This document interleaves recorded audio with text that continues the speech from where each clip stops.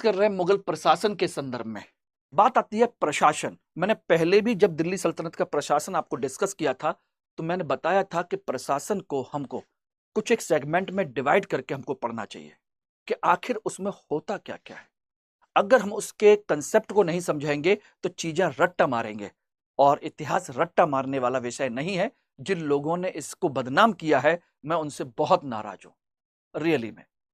इतिहास रट्टाफिकेशन का सब्जेक्ट नहीं है। ये बहुत ही समझदारी, बहुत ही विश्लेषण वाला सब्जेक्ट है, लेकिन उसको उस तरीके से पढ़ने की जरूरत है। कहते ना कि इतिहास क्या है, आज से पहले की सभी घटनाओं का संग्रह है, लेकिन घटनाओं का संग्रह लोगों ने फैक्ट बना लिया। इसमें कंसेप्ट यह है कि प्रत्येक घटना के पीछे कोई ना कोई एक कारण होता है, और हर कारण एक घटना को अंजाम देता है, और हर घटना आने वाले समय में एक कारण बन जाती है अगली घटना के लिए। बात समझना, तो ध्यान रखिएगा, यही कंसेप्ट है। तो कार्य कारण का संबंध होता है इतिहास में, यानी कोई भी घटना बिल्कुल शून्य में नहीं होती, उसके पीछे कोई ना कोई कारण होता है और वो किसी ना किसी घटना की वजह बनता है। तो ये एक विश्लेषण वाला विषय है। इसलिए प्रशासन में हम लोग बात करते हैं, देखिए हमेशा, कि प्रशासन में एक राज्य की प्रकृति हमको पता होना चाहिए, यानी कि राज्य का स्वरूप क्या होता है। अगर हम इसे नहीं जानते तो समझ लीजिए कि फिर हम कुछ नहीं समझ पाएंगे कि राज्य कैसा था, कैसा नहीं था।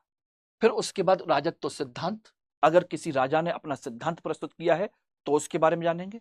फिर उसके बाद केंद्रीय प्रशासन, केंद्र में प्रशासन कैसा है, प्रांतीय प्रशासन, स्थानीय प्रशासन, न्याय व्यवस्था, सैन्य व्यवस्था। ठीक है ना, यह है। इसके अलावा एक टॉपिक और होता है जिसे हम कहते हैं राजस्व प्रशासन।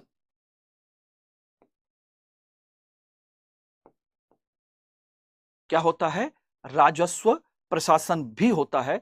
लेकिन चूंकि मुगल काल में हम ऑलरेडी इस टॉपिक को मुगल कालीन अर्थव्यवस्था यानी कि अकबर के समय की आर्थिक नीति के संदर्भ में इसको चर्चा कर चुके हैं, इसलिए आज इस पर चर्चा नहीं करेंगे। हम चर्चा करेंगे इन बिंदुओं पर, ध्यान रखिएगा। ठीक, चलिए इसमें सबसे पहले बात करते हैं राज्य की प्रकृति यानी कि राज्य का स्वरूप कैसा है।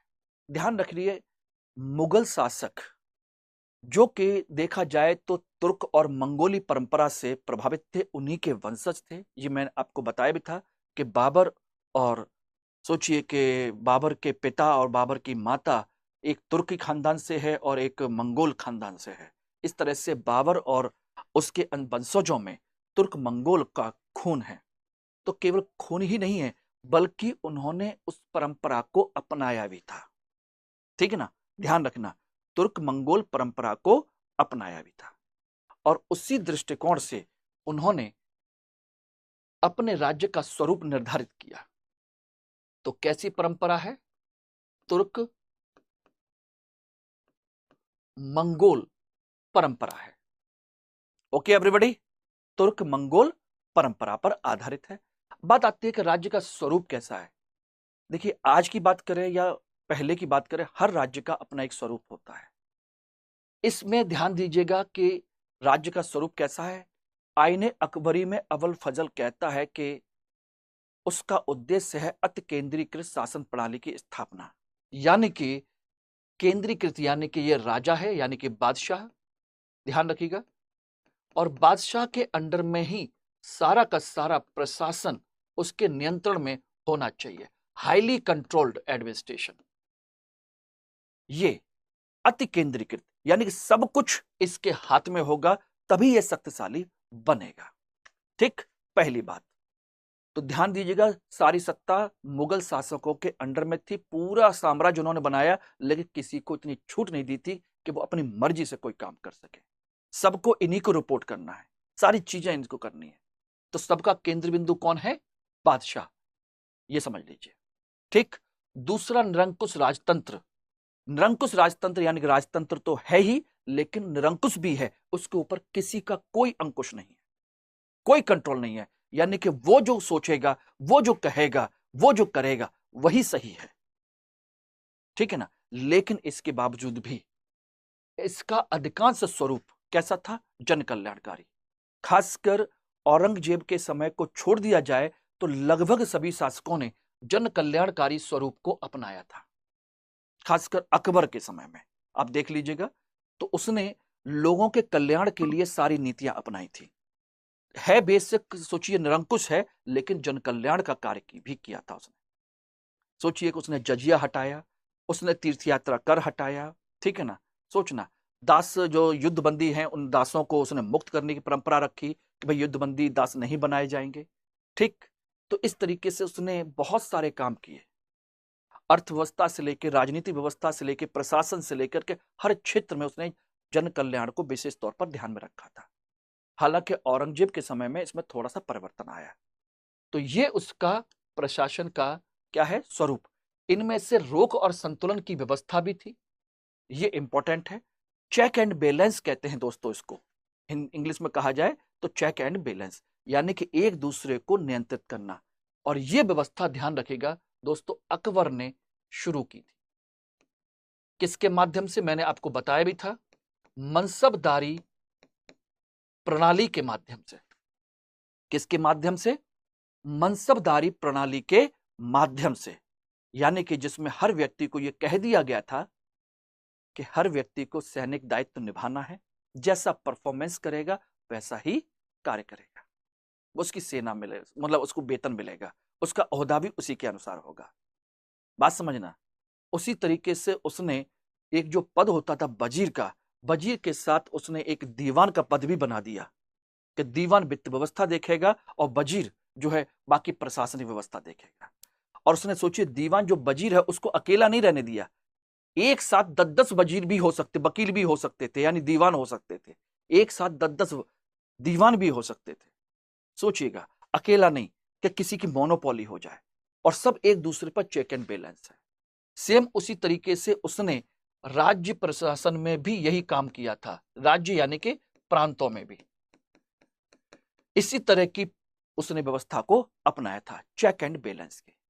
तो उसके राज्य का स्वरूप क्या है, ये रहा। क्वेश्चन प्रारंभिक परीक्षा में पूछा जाता है, मुगल कालीन जो प्रशासन है उसके स्वरूप के संदर्भ में निम्न कथनों पर विचार कीजिए। ऐसा है, ऐसा है, ऐसा है, ऐसा है, बताइए निम्न में से कौन सा कथन सही है। 1 2 3, 2 3 4, 1 3 4 और उपरोक्त सभी। तो यहां से आपका प्रश्न आपका बन जाएगा दोस्तों। क्लियर है एवरीबॉडी?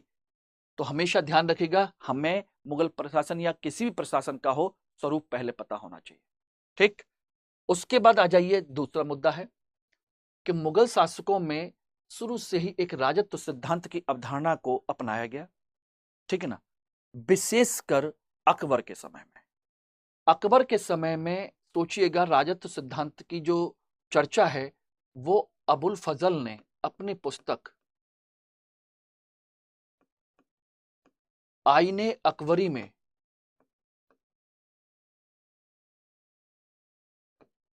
दी है। इसकी जानकारी उसने आईने अकबरी में दी है। आईने अकबरी का एक चैप्टर है, 77वां चैप्टर, 77वां अध्याय, और इस 77वें अध्याय को हम कहते हैं आईने रहनमुनी। क्या कहते हैं? आइन ए रहनमुनी, ये रहा। इस 77वें चैप्टर का जिक्र जो है आईने अकबरी में है, और इसी में इसके राजत्व सिद्धांत की पूरी व्याख्या दे रखी है। क्वेश्चन पूछा जाता है कि अकबर के समय के राजत्व सिद्धांत की व्याख्या किसमें है, ठीक है ना। अब इसके बाद आती है कि आखिर राजत्व सिद्धांत में था क्या। देखिए, पहली बात मैं नीचे शुरू कर रहा हूं, अकबर का जो राजत्व सिद्धांत है वो सुलह कुल के सिद्धांत पर आधारित है। सुलह मीन्स मिलजुल करके रहना, कुल मीन्स खानदान, यानी सभी लोगों को मिलजुल करके रहने की परंपरा पर उसने बल दिया था। ध्यान रखना, सुलह कुल के सिद्धांत पर आधारित है, पहली बात। यानी कि सब लोग मिलजुल करके रहेंगे, यानी कि बादशाह किसी मुसलमान का नहीं है, बादशाह किसी हिंदू का नहीं है, बादशाह पूरी प्रजा का है, उसके पूरे के पूरे समस्त जन समुदाय का है, और सब लोग मिलजुल कर रहेंगे तभी एक साम्राज्य सही मायने में आगे चल सकता है। यह उसका सिद्धांत था। दूसरा राजत्व सिद्धांत की उसने व्याख्या की है, इसमें दैवी राजत्व का सिद्धांत उसने प्रस्तुत किया। इसमें कहा कि दैवी राजत्व यानी कि जो राजत्व है वो ईश्वरीय प्रकाश है। क्या है? ईश्वरीय प्रकाश है ये राजत्व, जिसे क्या कहते हैं? फर ए इज्दी। क्या कहते हैं? फर ए इज्दी कहते हैं, ईश्वर का प्रकाश। यानी कि मैं ऐसे ही शासक नहीं बन गया, मेरे ऊपर ईश्वर का प्रकाश पड़ा है, तभी मैं बादशाह बना हूं। फर ए इज्दी। और ये हर किसी को नहीं मिलता है। जिसको मिलता है वो सभी लोगों से थोड़ा सा अलग होता है और उसके ऊपर एक जिम्मेदारी भी होती है। ठीक है ना? ध्यान रखना, फर्रे इज्दी उसने राजत्व को कहा है, और कहा है कि जो शासन है, ध्यान रखना, इसमें बताया कि जो शासन है, शासन 4 तत्वों से मिलकर बना होता है। कितने तत्वों से? 4 तत्वों से शासन मिलकर के बना होता है। वो कौन कौन से 4 तत्व हैं? याद रख लीजिएगा कौन कौन से हैं। देखिए, अग्नि, वायु, जल, पृथ्वी। अग्नि, वायु, जल और पृथ्वी। अग्नि का मतलब है योद्धा वर्ग। बोले कि शासन प्रशासन बिना योद्धाओं के संभव नहीं है। नंबर 2, वायु का मतलब है श्रमिक वर्ग। कौन है? श्रमिक वर्ग। जल जो है बहुत ही शांत होता है और इसीलिए यह बिना बुद्धिजीवियों के संभव नहीं है, ये बुद्धिजीवी होते हैं। और पृथ्वी जो है वो कौन है? वो होते हैं सेवक। इस तरीके से इन 4 तत्वों से मिलकर के बना है शासन। ठीक है ना? और शासन की जिम्मेदारी किस पर है? बादशाह पर। और बादशाह कैसा है? ईश्वरी प्रकाश से युक्त है। समझ लीजिएगा, ईश्वरी प्रकाश से, ईश्वर का उसके ऊपर ब्लेसिंग्स हैं, ये उसने इस पर कहा है। तो याद रहेगा आप लोगों को क्या है? दूसरा, उसने बादशाह का पद रखा इन लोगों ने, कि ये लोगों ने कहा कि हम सुल्तान नहीं हैं, we are not the right hand of खलीफा। सुल्तान का मतलब होता है खलीफा का दाहिना हाथ, एक तरीके से, यानी खलीफा के शासन को चलाने वाला। इन्होंने खलीफा के पद को ही नकार दिया, बोले कोई खलीफा नहीं। बादशाह का मतलब होता है कि वह स्वयं खलीफा है। ध्यान रखिएगा, जो स्वयं को खलीफा मान लेते हैं उन्हीं को बादशाह कहा जाता है, के ऊपर कोई नहीं है। ये केवल केवल केवल पैगंबर मोहम्मद साहब को मानते हैं, बाकी किसी खलीफा में विश्वास नहीं करते। इस्लाम से दूर हैं, पूरी तरह से इस्लामिक नहीं है, पूरी तरीके से इस्लाम से दूर भी नहीं है। ध्यान रखना, ना पूरी तरह से इस्लाम को अपनाया है और ना ही पूरी तरह से इस्लाम को दूर रखा है, बल्कि कुछ हद तक इस्लाम को दूर रखने की कोशिश की है। क्योंकि भारत जो है वो कैसा है? दार उल हर्ब है। कैसा है? दार उल हर्ब, यानी कि मूर्ति पूजकों का देश है। और यहां पर 95% से ज्यादा जनसंख्या मूर्ति पूजा करती है। ठीक है ना? तो ऐसे में हम दारुल हर्ब को दारुल इस्लाम में नहीं बदल सकते। हालांकि औरंगजेब ने दारुल इस्लाम को अपनाने की कोशिश की थी, जो मैंने आपको कल की क्लास में बताया भी था, अगर आप लोगों को ध्यान हो तो ध्यान रखिएगा। तो दारुल हर्ब में विश्वास करते हैं, दारुल इस्लाम में नहीं, केवल औरंगजेब को छोड़ करके। और इन सब का उद्देश्य क्या है? इन सब का उद्देश्य है सार्वभौमिक सत्ता की स्थापना करना। सार्वभौमिक सत्ता मतलब यूनिवर्सलिज्म, एक तरीके से एक बड़ी सत्ता जो सब कुछ हमारे अंडर में हो, एक बड़ी जनता के लिए एक सत्ता हो। और यह तभी हो सकती है जब ये सारे तत्व मौजूद हो। इस तरह से राजद सिद्धांत का उद्देश्य क्या है? सार्वभौमिक सत्ता की स्थापना, सॉवरिन, इसके अंडर में सब हो, वो किसी के अंडर में ना हो सिवाय खुदा के अलावा। ठीक है ना? असली उद्देश्य यह है, बाकी इसके तत्व हैं जिसको उसने अपनाया था। तो यह है मुगल प्रशासन का राजत्व सिद्धांत। इनको पॉइंट को नोट कर लीजिए, आपको यह आसानी से चीजें समझ में आ जाएंगी। ओके रखिएगा। अब जब राज